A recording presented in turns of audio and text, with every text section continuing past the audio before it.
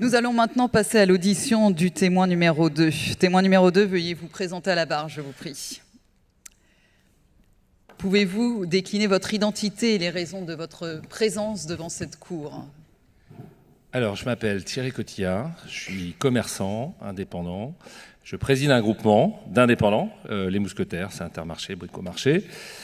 Et voilà, pour la présentation. Et les raisons de votre présence devant cette cour? Défendre le commerce qui a un très grand avenir. Voilà. Merci beaucoup. Et embarquer les jeunes, là, parce qu'on a besoin des jeunes. Donc vous allez être interrogé par le procureur, puis par l'avocat, mais avant cela, vous connaissez la consigne. Pouvez-vous jurer de vous exprimer dans l'intérêt des générations futures? Levez la main et dites « je le jure ». Je le jure. Merci. Monsieur le procureur, le témoin est à vous. Merci Madame la Présidente. Bonsoir Monsieur Cotillard. Bonsoir, j'ai un problème avec le micro parce que là il est un peu bas. Si... Oui, réglez-le, prenez le temps de le régler. Je vais vous aider. C'est mal barré. Attends, là. Alors, c'est mieux, merci. Je suis extrêmement polyvalent comme vous pouvez le voir. C'est le budget de la justice. Hein, bon. Ma première question, je vais arriver avec un chiffre un peu étonnant qui m'a surpris. Chiffre de 2023, sondage OpinionWay, tout ce qui est de plus fiable et sérieux comme source. Seulement 10% des Français actifs ont le sentiment que les métiers de la distribution permettent de bien gagner sa vie. Et moins de 40% d'entre eux, les Français actifs, recommandent ces métiers à leurs enfants.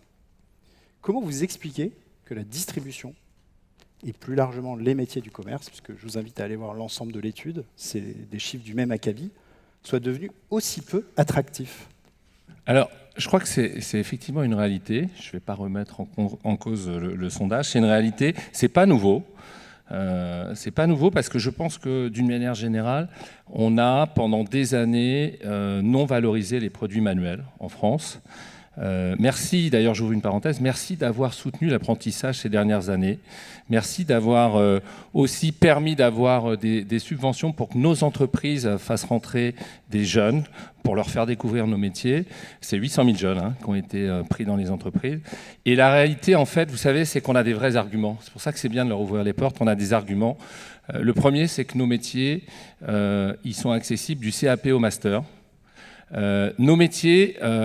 Et je trouve vraiment intéressant dans cette période de forte inflation de parler du sujet de la rémunération. En tout cas, je pense que le débat doit avoir lieu en France parce que, bien évidemment, face à une forte inflation, si les salaires ne suivent pas, ça va être un sujet de déconsommation. Et en grande distribution, sur la convention alimentaire, on paye sur 14 mois. Donc quand il y a un débat sur le SMIC à 1600, si vous faites 1400 x 13 et vous le divisez par 12, ça fait bien 1600 €. Et un chef boucher chez nous, ça gagne plus de 3 000 €. Donc je pense qu'en fait, il y a un sujet de communication et notre rôle, c'est justement d'aller vers les écoles et d'expliquer à tous les jeunes de venir parce que le dernier argument, et c'est le plus important, c'est l'ascenseur social. C'est-à-dire, vous rentrez chez les Mousquetaires comme salarié, vous pouvez même commencer comme job d'étudiant et un jour, vous avez votre entreprise. Et ça n'a pas de prix. Donc je pense que l'étude est peut-être vraie, mais nous, on a une responsabilité à mieux communiquer pour embarquer des jeunes qui peuvent s'éclater parce qu'au-delà de la rémunération, vous savez, on est passionné par nos métiers. C'est-à-dire que quand on va le matin dans nos points de vente, je peux vous dire que beaucoup n'y vont pas la boule au ventre. On y va par passion du client, par passion du commerce. Et c'est ça qui fait qu'on a un bel avenir. Mais pour l'ascension sociale, il faut suivre une longue trajectoire, ne pas bifurquer avant. J'y reviendrai plus tard.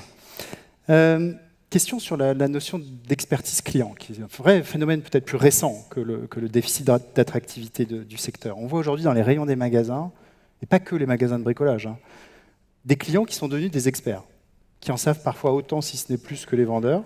Comment vous répondez à cette évolution et comment vous proposez une expérience en ligne qui soit à la hauteur des nouveaux enjeux, quand aujourd'hui, un client, derrière son écran, il peut tout savoir sur tout, tout le temps? Alors, on y répond. J'ai envie de vous dire, c'est plus facile chez nous que chez le médecin, parce que maintenant, ils regardent sur Google et ils ont décrit tous les symptômes et ils challengent le médecin. Non, la réalité, c'est que, en fait, on vit dans un monde, ce qu'on a appelé multicanal. C'est-à-dire que moi, je n'oppose pas, bien évidemment, l'arrivée du digital à notre métier de commerçant traditionnel. Nous, chez les Mousquetaires, on a l'intime conviction que l'avenir, le présent, l'avenir, c'est un commerce dans la proximité humaine, avec des caissières, avec des bouchers, avec des poissonniers. Et quand vous avez un bon emplacement, une belle offre, et que vous savez accueillir les clients, ça marche. Après, Ce qu'on retient de cette nouvelle concurrence, c'est que ça fait bouger les lignes. Quand un Vinted commercialise, parce que c'est une attente de la jeunesse, des produits qui ont été déjà utilisés, chez Bricomarché, par exemple, c'est une de nos enseignes, on récupère les produits usagés, on a des boîtes qui bossent avec nous et qui les transforment, on les met à la vente, moins 30%, et c'est pareil pour les jouets. Donc en fait, ce qui est intéressant, c'est que le digital nous challenge, nous fait nous réinventer, et je pense que c'est tout l'inverse en fait. C'est l'occasion extraordinaire de se réinventer, poussée par des acteurs qui arrivent avec une nouvelle approche. Vous avez évoqué le terme de déconsommation tout à l'heure. Oui. Je voudrais revenir sur ce point. Monsieur Gemay nous a dit que l'horizon du consommer moins était plus ou moins inéluctable. On a 77% des Français qui estiment que notre manière de consommer est nuisible à l'environnement. 77% des Français. Monsieur Cotillard, est-ce que vous partagez ce ressenti? Et si c'est le cas, qui sont les principaux responsables de cette manière nuisible, entre guillemets, de consommer? Si vous voulez, on a les pieds sur terre. Donc avant de vous parler de la déconsommation qui est voulue, moi je vais vous parler de celle qui est subie. Voyez, celle qui est subie, c'est un Français sur 5 qui finit pas ses fins de mois. C'est un étudiant sur 4 qui saute des repas, et ça c'est une réalité. Donc nous, notre rôle de rendre accessible le poisson parce qu'on a nos bateaux, la viande parce qu'on a nos abattoirs et on fait des péréquations, on limite notre marge, c'est plutôt un beau métier que de le proposer à des gens qui en ont besoin. Ensuite, sur la consommation voulue, la déconsommation voulue, on est là pour répondre aux attentes d'une société plus responsable. Donc on a lancé des programmes, notamment sur nos marques propres. On en parle beaucoup dans les médias, c'est-à-dire que les marques nationales sont trop chères, on va sur la MDD. Et ce qui est assez intéressant, c'est qu'on s'est dit, on ne va pas les copier, on va essayer de faire mieux. Donc on est aujourd'hui sur des conceptions de MDD où on va sourcer, alors nous pour le coup, nos usines elles sont en France, donc c'est assez facile d'avoir le lait en France, les abattoirs c'est pareil, donc c'est 100% français, et c'est une attente des consommateurs pour un bilan carbone, pour une économie circulaire qui soit favorable à la France. Et sur le sujet de l'emballage, qui est un vrai sujet, on est sur des démarches d'éco-conception pour répondre à ces attentes-là. Donc, si vous voulez, là c'est pareil, poussé par les attentes d'une nouvelle génération, je pense qu'on s'inscrit dans un commerce responsable, vertueux. Je dis souvent à mes équipes, c'est pas gagné, parce qu'en fait, on part de loin. On était quand même dans les années 80 à bourrer les rayons de produits sans avoir une seule conscience sur ces sujets-là. Et d'ailleurs, quand vous regardiez les consommateurs, qu'est-ce qu'ils regardaient? Ils regardaient le prix. Aujourd'hui, ils prennent le produit, ils vont le tourner, ils vont prendre l'appli, ils vont mettre Yuka pour voir ce qu'il y a dedans, ils vont regarder si effectivement le lait est bien français. Donc c'est assez intéressant parce que j'ai envie de vous dire, c'est un métier un peu moins de bourrin qu'il y a une époque. Parce que bien évidemment aujourd'hui, si on ne répond pas à ça, ben, les clients iront en face. Donc nous, notre rôle, c'est d'être dans une responsabilité sociétale qu'on assume. Il y a encore des trucs qu'on ne fait pas bien, mais on essaye de s'améliorer. Merci, Monsieur Cotillard. Merci, Monsieur le procureur. Maître, le témoin est à vous. Merci, Madame la Présidente, Monsieur Cotillard. Enchanté, vous avez un magnifique prénom. Je voulais vous le dire. Alors, c'est intéressant parce que quand on pose des questions aux Français, si on leur demande s'ils ont mal au dos, à peu près 90% des gens vous répondent oui, j'ai mal au dos. Et si on leur demande s'ils veulent être mieux payés, c'est 150% d'entre eux qui préfèrent être mieux payés. Donc, c'est intéressant de revenir un petit peu au réel, Monsieur le procureur. Alors, ma première question, excusez-moi pour ce petit propos liminaire, vous avez parlé de passion. Et moi, j'aimerais bien revenir justement sur ce que c'est être commerçant. C'est quoi cette fierté? C'est quoi cette d'y aller le matin sans avoir la boule au ventre, mais avec cette espèce de grinta, comme disent les footeux. C'est quoi être commerçant? C'est quoi cette fierté? Alors, il y a des commerçants dans la salle, ils s'exprimeraient comme moi. En fait, il y a deux choses, il y a deux jambes. Il y a des commerçants et t'es indépendant. Et en fait, c'est deux choses extrêmement enrichissantes. Le premier, sur le commerce, si tu aimes les gens, tu réponds à l'adage qui a été le nôtre chez les mousquetaires, c'est d'apporter le mieux-être au plus grand nombre. Ça pourrait être finalement la mission de la boîte. On le répète, on le dit aux équipes, aux salariés pour les embarquer. On a vécu, puisqu'on a des crises successives, je peux vous assurer, la crise du Covid a été un un accélérateur, c'est-à-dire qu'on s'est senti d'utilité publique, c'est-à-dire que là, pour le coup, on a remis l'église au cœur du village pour rappeler que le commerçant avait un rôle essentiel sur le sujet de l'alimentation.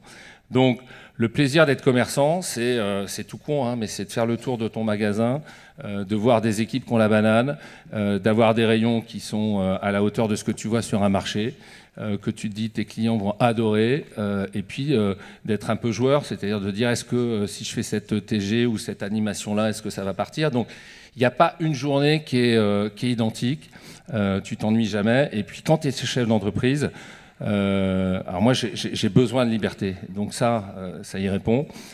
Tu crées des emplois, tu as un rôle sociétal parce que normalement si tu fais le taf, tu es un peu en proximité avec les associations, donc tu les aides. Et puis après il y a des super aventures. Moi je me suis mis sur LinkedIn là, et sans le savoir j'ai eu un commentaire, et je me rappelais même plus. Anna, elle est arrivée il y a 10 ans en France, elle avait évidemment aucun emploi. Elle n'avait aucune connaissance de la langue française. On lui a fait confiance, on lui a donné des cours. Et aujourd'hui, elle nous remercie en disant que c'était dingue. Et des gens qui arrivent comme ça sur le territoire et qu'on aide à s'intégrer, à s'insérer, bah, c'est la fierté d'être chef d'entreprise. Et donc, en fait, quand vous avez les deux, quand vous êtes, que ce soit chez Leclerc, chez U ou chez Inter, chef d'entreprise indépendant, vous avez cette double chance d'avoir le plaisir, la passion du commerce. Et je peux vous le redire, ça n'a pas d'équivalent parce qu'il n'y a pas une journée pareille. Et puis chef d'entreprise, c'est un choix de vie. Tu deviens ou tu l'as dans toi et quand tu l'exprimes, c'est un certain bonheur. Voilà. Merci pour cette réponse. J'ai une deuxième question un peu plus prosaïque. Vous l'avez dit, le magasin se transforme, il intègre le digital. Vous avez évoqué devant le procureur le fait que les nouveaux acteurs vous poussent un peu quand même, hein. Est-ce qu'on peut revenir 2 secondes sur ces métamorphoses et sur cette intégration d'outils digitaux tout en restant, j'imagine, quand même très humain? Comment ça se manifeste et qu'est-ce que vous mettez en place d'un point de vue de la transfo digitale, pour le dire vite? La transfo digitale, elle est à plusieurs niveaux. En fait, la première qu'on vit dans un supermarché, c'est évidemment l'expérience du e-commerce, hein. Donc, tu es dans ton canapé, tu commandes. Et donc, le sujet après, c'est d'être à la hauteur du service. C'est-à-dire qu'il faut que le maximum de plages horaires soit ouvert. Il faut absolument que le taux de transfo, c'est-à-dire que 100% des produits commandés soient au rendez-vous. Et là où on est challengé, c'est dans tous les processus amont que le client ne voit pas. Aujourd'hui, on est en train d'essayer de mettre de l'IA pour effectivement aller plus vite, gagner en productivité. Donc, c'est des enjeux qui sont passionnants, c'est des enjeux qui font rentrer aussi des compétences où là c'est pas des masters en market, hein, c'est des masters, c'est plutôt des ingénieurs qui viennent avec un vrai savoir-faire. Ça bouge les lignes, mais ce qui est intéressant dans un groupement d'indépendants, c'est que le bon sens fait qu'on a compris en fait qu'on ne pouvait pas s'en passer. Donc ça fait 5% de notre chiffre, ça fera 10, un jour ça fera peut-être 20, mais ça ne fera pas 100%. Et donc on reste des êtres humains. On reste des êtres humains, ouais. Alors, vous avez été un peu attrapé par le procureur sur la question environnementale. Sans doute voulait-il plaire au précédent témoin, qui pourtant est parti. Monsieur le procureur. Parce On que se c'était passe de vos implacable. commentaires, maître. Pas de problème, mais je l'ai quand même dit. C'est quoi les efforts en matière environnementale? Je sais qu'il y a un collectif qui s'appelle Génération Responsable, auquel je crois la plupart des marques du groupe appartiennent. On vous accuse parfois de faire du greenwashing, mais je ne sens pas ça chez vous. Mais ça signifie quoi concrètement? Alors, ce n'est pas le cas. C'est pas le cas. Il y a une association qui s'appelle Périfem. L'objectif de Périfem, il y a tous les concurrents, mais il y a aussi les apporteurs de solutions. C'est qu'est-ce qu'on fait tous ensemble pour faire un commerce plus responsable sur des sujets de RSE et évidemment d'emballage, de qualité, de gaspillage.